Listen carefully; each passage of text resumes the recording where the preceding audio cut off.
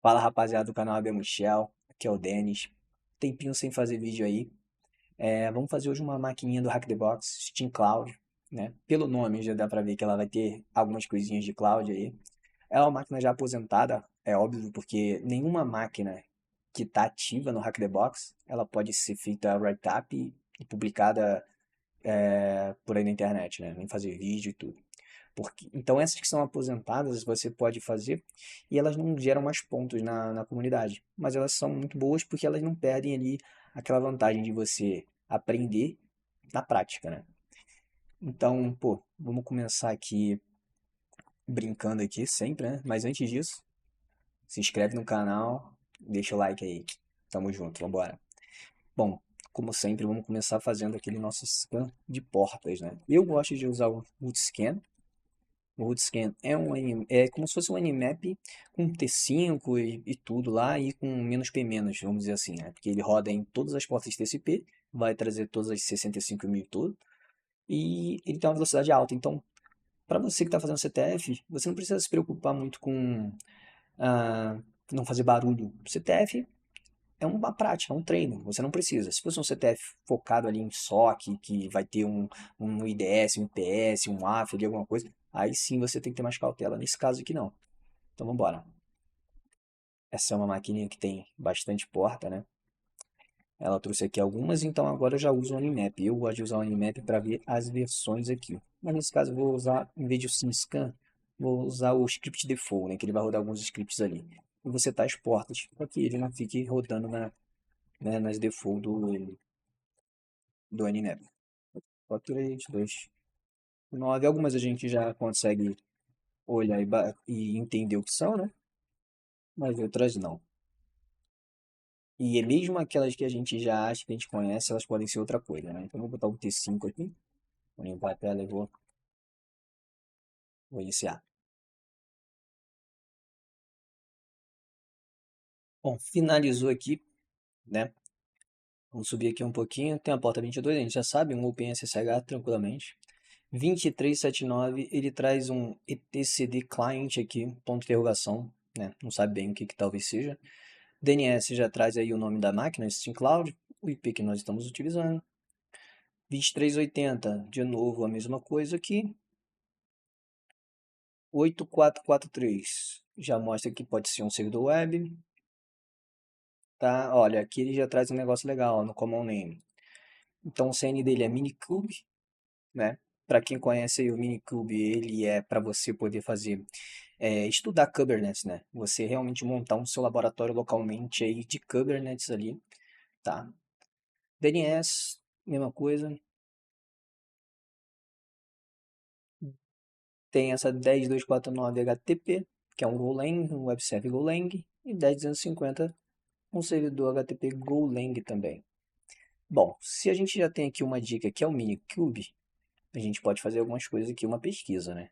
Mas antes disso, eu vou jogar ele e vou jogar a porta 8443. A gente recebe que não pode porque a gente está com o protocolo HTTP, né? E ele está falando que só aceita HTTPS. Então a gente aceita aqui os riscos, né? Por causa do certificado, fica dando aquele erro. E ó, forbidden, né? Usuário anônimo não pode fazer requisição na raiz. 403 status code, normal. Bom, a gente pode fazer uma pesquisa então aqui. Minikube, a gente já sabe que é ele. Porta 8443. Aí aqui, ó, no próprio site do Minikube ele já traz, ó. API Server, ele roda na porta 8443, né? Fica escutando essa porta 443. E a API Server é uma API do tipo REST, né? No Kubernetes, ela é uma das principais ali, que vão fazer tudo. Então a gente pode tentar verificar se uma dessas portas aqui também faz parte, né? Porque também temos aqui o etcd. O etcd normalmente ele verifica a saúde ali do cluster Kubernetes, né? Ele é um banco de dados, né? Chave e valor, né? Então podemos ver, ó, 2379 e 2380. 2379. Olha aqui, ó, 2379, 2380, ela é isso mesmo, etcd server e tal. É isso. E olha que tá no site do Kubernetes, né? Tá bom. A gente já vimos 8443, já vimos aquela. Tá fazendo sentido até agora, porque a gente tem um minicube ali. Então a gente tem agora 10249 e a 10250. 10249. Vou botar essa aqui pra gente ver se a gente pega o range igual ali. E proxy. O proxy é executado na 10240. Expõe um conjunto de endpoint que você pode usar para não sei o que. Tá. E a 10250. 10250 API do kubelet. O kubelet ele costuma rodar nela. Bom, o kubelet ali, a gente tem algumas ferramentas que elas interagem com ele ali, que é o kubectl, né? E é o kubeletctl. Kubectl. Aqui a IA que já até traz para a gente, é uma ferramenta de linha de comando que permite interagir com o cluster Kubernetes, usado para criar, para inspecionar, para gerenciar recursos. E a gente tem uma muito legal também, que ela foi feita pelo time da CyberArk. Essa aqui, ela consegue fazer várias coisas interessantes lá para a gente explorar mais, né? Roda também, chamando a API lá, né? Kubelet, interagir com os nodes. E aqui ele tem um scan nos containers, nos pods, né? Dos pods, para ver se tem um Remote Code Execution, né? Um RCE. Então você pode baixar aí. Eu já tenho e joguei aqui no variável de ambiente. Então, por exemplo, se você criar um path, você tem sua variável de ambiente. Né? Eu coloquei algumas coisas minhas aqui. Então, ela normalmente eu coloco no diretório do SRBIM, né? Kubelet CTL, assim que escreve aí, ó. Kubelet CTL, ela já está lá para mim. Então, quer dizer que se eu escrever aqui, Kubelet CTL, ela já está aqui para eu poder utilizar. Tá vendo? E quando você chama ela mesmo sem o "-h" de help, você já consegue algumas informações interessantes, né? Nesse caso aqui, esse kubelet pods, como listar todos os pods de um kubelet, né? Então você só coloca um pod, traço server e o IP do servidor, né? Então vamos tentar isso aí. Vamos copiar ele então ali, para ter mais fácil. Vou Ctrl C aqui. É o IP desse servidor aqui mesmo. Vou pegar aqui na outra tela aqui o IP. 10.10.11.133. 10.10.11.133. E ele mostrou todos os pods que nós temos nesse servidor. Então quer dizer que ele interagiu com o kubelet e ele nos trouxe todos os pods. Bom, então quer dizer que o pod, normalmente dentro do Kubernetes, um pod é como se fosse também um cluster de containers. Então dentro de um pod pode ter um ou mais containers também, entendeu? Se um pod morrer, se um container morrer, aquele pod deixa de existir, né? São efêmeros. Então, nesse caso aqui, se a gente olhar o namespace, né, do pod, nós vamos ver que é kubesystem e default. O único que foge desse padrão é o default. Os pods, ele meio que já tem um nome que parece ser padrão, né, como se você tivesse acabado de instalar ali o ambiente do Kubernetes, ou seja, eles fazem parte do sistema do Kubernetes. E esse Nginx aqui tá saindo de padrão aqui, né? Ele tá fugindo do padrão aqui que nós estamos vendo. Então a gente pode tentar olhar esse Nginx. E como nós vimos lá no GitHub, o kubectl, ele tem uma opção da gente poder escanear para ver se algum container tem alguma vulnerabilidade de Remote Code Execution, ou seja, execução de comandos remotamente, né? Então, como é que a gente pode fazer isso? Então, já viu que o "-h" ele traz alguns exemplos de comandos, então, procurar service account, não. Procurar dentro de pods ou containers se eles são vulneráveis a RCE. Então, ele só coloca um scan RCE ali e repete meio que o comando. Ok, qual é o nosso IP que a gente tinha usado? Eu esqueço sempre o IP, é esse. Vamos embora. Trouxe pra gente qual pod que pode estar vulnerável. Então é legal. Trouxe o node IP, tranquilo, é o IP do nosso servidor. Os pods novamente, namespace novamente e container novamente. A gente viu que o Nginx era algo estranho, né? E olha aqui, ó. Quer dizer que ele está vulnerável a RCE, porque ele tem um mais aqui, ó. Ah, o kubeproxy também tá. Pô, mas o kubeproxy está como kubesystem. Será que a gente vai conseguir explorar ele aqui também? Esse aqui é o que foge totalmente do padrão, né? Legal. Vamos ver o que a gente tem mais aqui. nesse utilitário para que a gente possa tentar explorar mais ainda esse servidor. Então, já vimos que ele está vulnerável e agora o que a gente pode fazer? Rodar comandos, né? Porque é um RCE. Se é um RCE, a gente tem que conseguir executar comandos remotamente. Então, realmente, agora a gente vai explorar essa vulnerabilidade dentro desse pod. Então, ele bota aqui um kubelet run e bota o comando do sistema operacional que ele vai querer rodar. Ele passa o namespace, no caso lá a gente viu que era default também o nosso. Ele passou o nome do pod, passou o nome do container e passou o servidor que a gente já está fazendo isso já há um tempo já. Então, copia, cola ali também. Pega aqui o link do servidor que eu sempre esqueço. Limpa a tela porque é muita bagunça. Então, vamos lá. Eu não quero rodar o ls, quero rodar o id. É o default. Não é esse nome do pod. O nome do pod era nginx. Então, a gente vai editar aqui. Nginx. E qual é o IP do servidor? Pronto. Então, quer dizer que agora ele tem que tentar executar esse comando lá naquele pod. E ele conseguiu. A gente já viu que então que o pod ele tá como root. Já está rodando como root. Então aqui, como é um ICE, tudo que eu fizer aqui, você vai conseguir listar.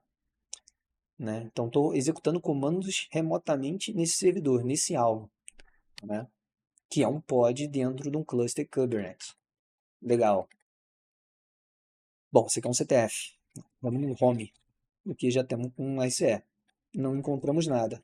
E já caímos como root. Vamos dentro da página do root então, para ver se a gente encontra a nossa flag. Aqui tem user txt. Em CTF user txt é a primeira flag, né? Não é a flag quando você escala privilégio. Então, vamos tentar ler essa flag. E aqui a nossa primeira flag aqui, pegaríamos ela agora e colocaríamos no painel lá. No caso, como eu já fiz essa máquina, não precisaria colocar no painel. Então agora vamos pensar em como podemos escalar privilégio aqui, né? Então, como vamos conseguir escalar esse privilégio aqui? Bom, a gente está executando comandos remotamente lá. Só que nós entramos, listamos a pasta do root e vimos que tem user txt. Ou seja, esse pod ele não está mostrando realmente o caminho raiz ali do sistema. Esse container não está mostrando o caminho completo daquele pod ali, né? Que a gente precisaria realmente para pegar a última flag. Então, se nós estamos conseguindo executar comandos remotamente e nós já somos root dentro desse container, o que nós podemos fazer agora? Existem algumas técnicas de escalação de privilégio nesse caso. Nós podemos tentar obter aqui o token e o certificado. Todo token e certificado estão dentro dos pods, dentro dos containers, para eles poderem se comunicar com a API Server. Então, eles têm uma localidade aqui. Então, vamos procurar aqui no Google aqui o caminho completo, né? Beth token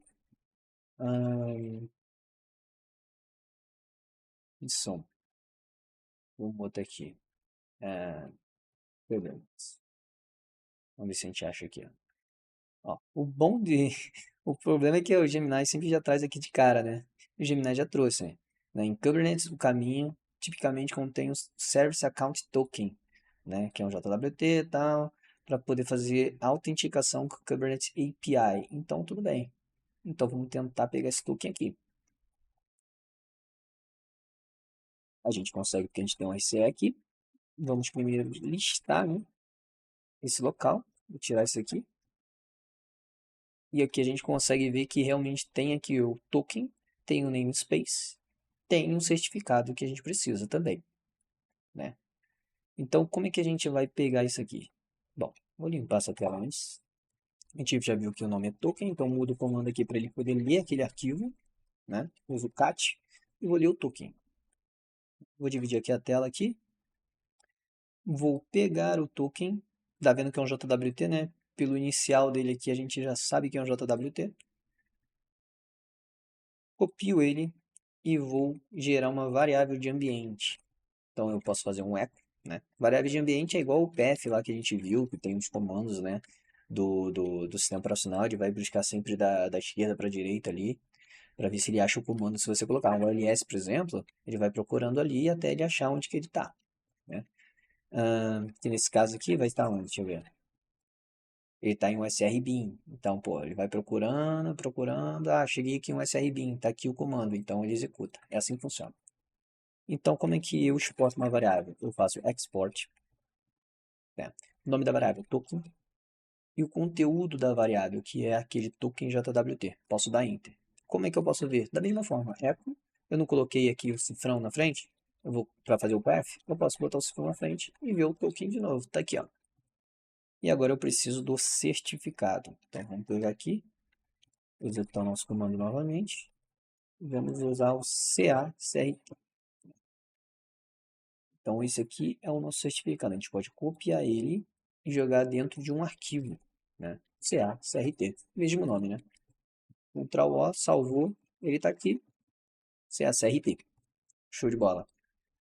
E agora, como é que a gente vai se comunicar com ele? Porque qual é a nossa ideia? A nossa ideia é poder criar um pod malicioso, para que a gente possa montar o volume raiz nele, certo? Porque aquele lá que a gente está usando, aquele pod do Nginx, a gente não consegue ler a pasta raiz do root, a verdadeira. Então a gente tem que conseguir montar essa pasta verdadeira, essa raiz verdadeira do sistema. Então, para isso que a gente vai criar um pod. Só que para a gente poder verificar se a gente pode criar esse pod, verificar as permissões que o nosso token está atribuído, a gente precisava antes do token e do certificado. Por isso que a gente acabou de pegar. E por que a gente conseguiu pegar? Porque nós somos root ali também. Então, facilita também essa parte. Conseguindo o token ou certificado, agora a gente pode utilizar o kubectl. É uma ferramenta já que ela é do próprio Kubernetes, se eu não me engano. Olha, você até pega aqui a referência, né, a documentação dele, command line, é o próprio site do Kubernetes, e ele te ensina a utilizar a sintaxe que você precisa, como você pode fazer para você interagir com o pod, verificar as informações do pod, né, que é o getPod ou getPods. Só que é o seguinte, quando a gente tem um kubeconfig bem feito, a gente consegue fazer isso. Quando a gente não tem, a gente vai ter que passar em online. Então, por exemplo, se tivesse configurado tudo bonitinho ali na minha máquina, eu poderia fazer isso aqui sem nada, que eu conseguiria recuperar. No caso, como eu não tenho o kubeconfig configurado, né, que é esse aqui, ó, kubectl config, não vai funcionar. Então, eu preciso passar o certificado, preciso passar o token. Bom, aqui fica meio ruim, né, de achar, né? Vamos fazer um kubectl -h. Aqui ele não traz tanto, né? Tanta informação, mas aqui embaixo ele fala, ó, para listar todo global, lista global de comandos. Tá, kubectl options. E aqui ele mostra. Aqui ele já trouxe de cara o token, beta token para autenticação com a API Server. Cadê? E aqui, ó, e o certificado. O CAzinho que a gente pegou, caminho do certificado autoritativo. Legal. Quem é a API Server? A API Server a gente viu aqui, pesquisando, né? E a 8443, cadê? Vou botar porte aqui. Aqui, ó. Que o API Server, ela escuta nessa porta aqui. Tá? Então, a gente vai tentar fazer essa comunicação exatamente aqui. Então, kubectl, vou passar o token, que é um token. É a variável de ambiente, então eu posso passar, né, o cifrão token. Agora, quem eu vou passar? Cert authority. Aí, quem é ele? O CACRT, que está aqui na mesma pasta. Olha, tá vendo que eu estou aqui? É a mesma pasta. Ele está exatamente aqui. CACRT. E agora eu vou passar o server, HTTPS. Cadê ele? Perdemos aqui. Eu sempre perco o IP do servidor, cara. Deixa eu pegar aqui o IP do servidor. 10.10.11.133. 10.10.11.133 na 8443. Né? Pode ver que a gente entrou aqui, é aquele mesmo, né? Tomou o Forbidden. Excelente, agora acabou? Se eu fizer isso aqui, acabou. Vamos ver. Não. Por quê? Porque agora eu preciso dos comandos. Eu vou poder fazer aquele get pods. Vamos ver. Pô, eu preciso de um usuário. Né? Eu preciso de um usuário. Tá errado isso aqui. Se eu precisar de um usuário, é porque alguma coisa deu errado. Tá errado isso aqui. Tá errado e eu já vi aqui que tá errado, ó. A variável token, a variável de ambiente token, ela tá vazia. Ela não tá aparecendo nada. Por isso que ele pediu o username aqui. Então o que que a gente pode fazer? Aqui ele tá válido, porque aqui é uma seção e aqui é outra, né? O export ele faz isso, ele não coloca lá globalmente, né? Bota só naquela seçãozinha ali. Então ele sai depois que você tem uma nova instância. Então posso fazer isso aqui, ó. Pronto. Confirmar agora se ela tá aqui. Tá preenchido. E agora get pods e ele finalmente mostrou o pod que eu tenho lá. Pô, se ele mostrou o pod que eu tenho lá, então tá, agora tá funcionando. Estou conseguindo interagir tranquilamente com o PaySeb. O que que eu vou fazer agora? Agora eu vou verificar as minhas permissões nesse token, né? Vamos dar uma olhadinha aqui o que que a gente tem. Ó, troubleshoot debugging. Ó, auth, inspecionar a autorização. Vamos ver. Então, auth. Tá. Aí botou o auth, ele trouxe outros comandos. Can I, né, checar se uma ação é permitida ou não. Então, can I. Can I menos H, porque está faltando alguma coisa. Ah, aqui ele já dá exemplo também, muito bom essa documentação da ferramenta que ela já traz para você. O que que é para fazer? Checar se você pode criar um pod, checar tudo. List, checar, tal, deployment, tal, não sei o que. Listar todas as permissões permitidas no namespace full. Tá, mas aqui tem um list, né? Vamos fazer um menos list para ver se ele sozinho vai. Ó, ele menos sozinho foi, não precisou passar um namespace, né? Tranquilo. Então aqui a gente tem recurso, né? Os endpoints aqui, recurso names e verbos, né? Verbos de ação, né? Todo verbo é uma ação, então são as ações que a gente é permitido. Bom, os recursos aqui são aqueles que a gente pode criar dentro de um Kubernetes, né? Então, pods, réplica set, o que for. Nesse caso aqui, esses dois primeiros, de self, alguma coisa, é exatamente para a gente ter a permissão da gente ler essa parte aqui. Então, isso aqui é só para o usuário ter essa permissão de ler. E o recurso de pod, se você chegar aqui, você vai ver que ele tem uma coisa interessante. Ele pode ler, pode gerar e pode listar. Né? Pode fazer um get, né? Obter, pode criar e pode listar pods. Então, essas são as ações dele. E os endpoints aqui, indiferente para a gente aqui agora, nesse momento. Então, o que que a gente pode fazer? A gente já viu que a gente pode listar. A gente listou lá, né? A gente está listando, a gente listou aquele. Então, vamos criar mas como é que eu crio um pod? Eu posso criar um pod tanto da forma imperativa quanto da forma declarativa. Imperativa seria online, né? Você passando diretamente aqui, igual a gente está fazendo, você criando um pod aqui. E existe da forma declarativa. Da forma declarativa é através de um arquivo YAML, que fica algo muito mais organizado. Então, vou abrir o Visual Code aqui, porque ele facilita a nossa visualização. E vou criar um arquivo aqui, vai ser priv YAML. Olha, tanto faz, tá? CAML, CAML, tanto faz, tá? Tem uma, tem uma diferença no nosso write-up, mas nesse caso aqui não precisa ligar muito para isso não, certo? Então, criado aqui, nós podemos fazer de várias formas aqui. A gente pode tanto pegar como exemplo o pod lá, get pods, a gente já viu que tem um Nginx. Get pods, acredito que se era essa leitura aqui, menos "o", faz um get pods, ele vai trazer os pods da mesma forma, a gente bota a saída para YAML. E ele trouxe aqui um exemplo de, do YAML que foi criado aquele pod do Nginx. Vou copiar ele aqui e vou colar aqui para você ver como é que ele é um pouco desnecessário de tão grande que ele é.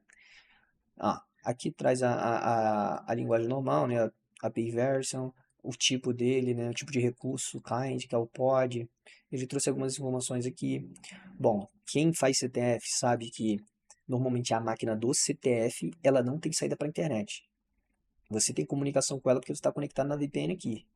Você tem acesso à internet, mas a máquina não tem acesso. Então, faz sentido eu conseguir baixar uma imagem de um repositório externo? Não faz sentido nenhum. Então, você tem que reaproveitar a informação que você já tem. Então, por exemplo, qual foi a imagem que foi criada esse pod do Nginx? Exatamente essa. Quer dizer que essa imagem já está lá. Então, a gente pode reaproveitar ela. Então, não adianta tentar baixar uma versão lá do Nginx, uma versão latest, baixar uma versão, eu gosto de uma versão pequenininha, vou baixar o Alpine, né? Não adianta fazer isso aqui, não adianta. Porque você não tem saída para a internet. Então você tem que reaproveitar o que você tem, né? Quem faz CTF sabe que é dessa forma. Você não tem saída para a internet dentro daquela máquina. Então, ok. Então essa aqui é uma imagem, é algo importante que a gente precisa. Então vamos salvar essa informação aqui. E agora vamos fazer o seguinte, ou a gente aproveita ele e tira bastante coisa, ou a gente tenta pegar aqui também um exemplo, né? Então, example, YAML, pod, volume, né? Porque a gente vai precisar de volume, né? Tem dois aqui da própria documentação da Kubernetes oficial. Vamos dar uma olhada. Configure o volume para o seu pod, né? Então aqui ele já traz aqui uma explicaçãozinha tranquila, né? Aqui, se você for olhando, ele te mostra como você criar esse pod da forma declarativa. Você vai ter que fazer o apply "-f", olha, ele está usando kubectl. Então você vai ter que fazer isso aqui, apontando para onde está seu YAML, né? API version, versão 1. O tipo do recurso é um pod, metadata, o nome dele vai ser Redis. Especificações, container, o nome dele, imagem, o volume que vai estar dentro ali. Então vamos copiar isso aqui e vamos jogar lá. Tá aqui no Visual Studio Code. Bom, o que eu vou trocar? Aqui eu vou trocar. Privesc. Pronto. Name Privesc. Então o nome do pod vai ser Privesc. Especificações do pod. Dentro do pod nós temos vários containers. A gente pode criar um ou vários containers. Então, containers. Então por que tem esse tracinho aqui? Porque ele faz parte de uma lista. Quando a gente faz aqui, é uma lista, certo? Containers são listas. Então, aqui é um item da lista. E qual vai ser o nome desse item da lista? Preview Ask também, que eu quero. E qual vai ser a imagem? A imagem a gente já viu. Deixa eu pegar ela aqui. Nginx 1.14.2. Volume, mesma coisa. Também é um tipo de lista. Então, esse aqui é um item da lista. Então, vou botar aqui, ó, volume container, né? E onde é que ele vai montar esse volume container dentro, né, do container? Qual vai ser? Vai ser o root. Eu quero dentro do root. Ah, mas isso aqui vai ser o root. Não, não é. Isso aqui é o volume que vai ter montado lá dentro do root. Qual é o caminho original que vai montar? Vai ser esse aqui. Esse aqui está no nível do pod. Esse aqui é o nível do container.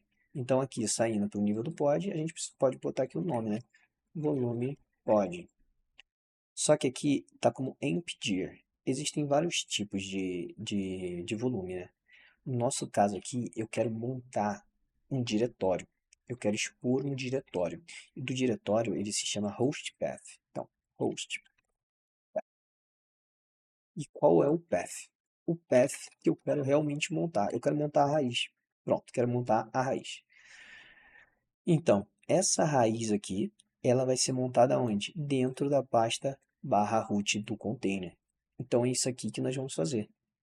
Para explorar é exatamente isso que a gente quer. Se a gente pode criar o pod malicioso, que vai ser para escalar aquele privilégio, basicamente é a gente poder ver a raiz do sistema ali dentro do /root do nosso container. Então a gente está expondo dentro do pod a raiz e está montando ele dentro do /root. Então vamos embora. Nós vimos aqui que ele usa o apply "-f", só que ele está com tudo configurado, é o sistema dele, é o Kubernetes dele, ele não precisa fazer toda aquela configuração. A gente está nos comunicando com algo externo à nossa rede. Então a gente vai precisar daquilo porque a gente também não tem o kubeconfig configurado. Então tá, então a gente vai fazer o apply, né? Então kubectl e tal, apply -f, e qual é o nome do arquivo? privyenv. Vamos ver o que vai acontecer. Deu erro, volume container, deu erro. Privesc é inválido, não sei o que, blá, blá. Deu erro, né? Tá, não encontrado o volume container. Deu erro aqui, não encontrado o volume container. Mas no volumes ou no privesc? Privesc, tá. Vamos fazer o seguinte, vamos botar um de nome? Vamos ver o que acontece aqui. Pronto, foi criado, né? Não pode divergir o nome aqui. Quando a gente lê a documentação, a gente entende, né? Mas, por enquanto, vamos embora. Get pods, vamos confirmar se ele realmente foi criado. E olha aí, ó. Foi criado o nosso pod e já está rodando. Né? Já está pronto, está rodando. Como é que a gente interagiu com o pod? Com kubectl, né? Vamos voltar lá no comando lá que a gente interagiu. Qual a diferença? A diferença aqui não é esse, é privesc. Qual era o nome do container? O nome do container era privesc também. Então vamos embora, privesc. Estava no default e eu quero executar comando nele, né? Vamos ver se vai funcionar então. Olha lá. Ele executou comandos no sistema. Então quer dizer que a gente realmente conseguiu e está conseguindo explorar ele. Vamos ver o ls-la. Legal. Vamos entrar na pasta do root. Vou listar ela. Minha pasta do root, olha o que está acontecendo. Ela está listando outra raiz. Só que essa raiz é do sistema. Entenderam agora aqui, ó? Se eu voltar aqui e listar a raiz do meu container, é esse. E o que eu falei aqui? Que eu quero que dentro de root, ele monte a raiz do sistema ali, do pod ali. O que vai acontecer? Quando ele entrar dentro de root, ele vai estar montando o diretório da raiz do sistema que a gente quer escalar o privilégio. Então, entrou dentro de root, aqui está ela. E eu tenho outra pasta de root aqui, ó. Ou seja, esse root aqui é o original. Se eu fizer o root de novo, agora eu tenho a última flag, root.txt. E como é que lê? Utilizamos o cat para ler, né? Root.txt. Root 3 vezes aqui, ó. Então conseguimos a última flag. É uma máquina tranquila, é uma máquina que ela mexe com bastante conceito de Kubernetes, né? É interessante ler a documentação, é interessante entender o conceito de Kubernetes. Tem a documentação ela bem extensa aqui e bem tranquila de entender. Acredito que ela tem vários idiomas, tem português também. Então ela vai falar aqui tudo sobre. E se alguém quiser aprender a montar, posso até criar um vídeo depois aí montando ela aqui no Proxmox e tudo. Mas o Minikube aqui, você pode utilizar ele para você aprender o Kubernetes em si, né? Toda essa parte de microserviços com o Minikube. Você não precisa pagar cloud ali, GCP, para utilizar o GKE, não precisa pagar a AWS para utilizar o EKS, você consegue aprender de uma forma grátis aqui com o Minikube. E vale muito, porque tudo que você faz aqui, você vai fazer lá. Só que de graça. Valeu, rapaziada. Tamo junto. Se inscreve aí, deixa o like. Tamo junto. Abraço.